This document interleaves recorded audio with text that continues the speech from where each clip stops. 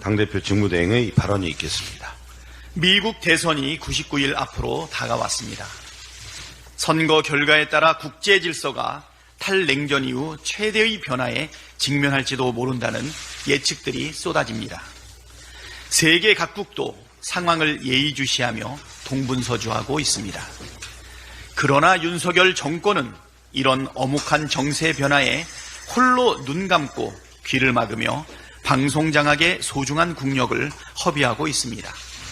국회에선 방송장악을 위한 여당의 아무 말 떼쓰기가 자행되고 있습니다.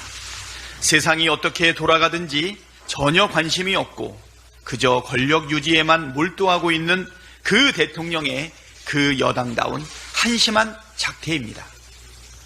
이런 비정상적 국정 운영으로 국력을 허비하게 만드는 것은 나라의 미래를 위해서도 결코 바람직하지 않습니다. 대통령부터 대오각성하고 공영방송 탈취 시도를 당장 포기해야 합니다. 첫 번째가 이진숙 방통위원장 후보 지명 철회입니다. 인사청문회에서도 적나라하게 드러났지만 윤석열 대통령이 지명한 이진숙 후보는 비리 종합백화점입니다. 법인카드를 한도에 2배를 쓰면서 증빙 자료를 제출하지 않았고 선물이나 골프 접대 등 부정 사용을 의심할 만한 정황도 발견됐습니다. 공직이 아니라 사법 처리를 받아야 할 대상이 지명한 데 대해 대상을 지명한 데 대해 국민에게 공개 사과하고 지명을 즉각 철회하십시오. 두 번째는 방송사법을 수용하는 것입니다. 방송사법은 공영방송의 정치적 독립성을 보장하기 위한 최소한의 장치입니다. 공영방송이 권력의 입맛에 맞는 보도만 하도록 기필코 만들겠다는 것이 지금 대통령과 국민의 힘의 행태입니다. 한마디로 민주주의를 파괴하고 독재를 하겠다는 것이 아니고 무엇입니까? 대통령과 국민의 힘은 민심에 맞서는 헛된 몸부림을 이제라도 중단하고 공영방송을 국민께 돌려드리는 일에 협조하기 바랍니다. 민주당은 방송사법 처리를 기필코 완수해서 공영방송을 정권의 사내방송으로 전락시키려는 음모에 철퇴를 가하겠습니다. 사람에게 충성하지 않는다던 대통령이 일본에게 충성하고 있는 겁니까? 일제강점기 시절 조선인 강제노역의 상징인 사도광산이 윤석열 정권의 찬성 속에 유네스코 세계유산으로 등재되었습니다. 일본의 전쟁 범죄 왜곡에 거수기를 자처하니 대한민국 정부인지 일본 총독부인지 헷갈릴 지경입니다.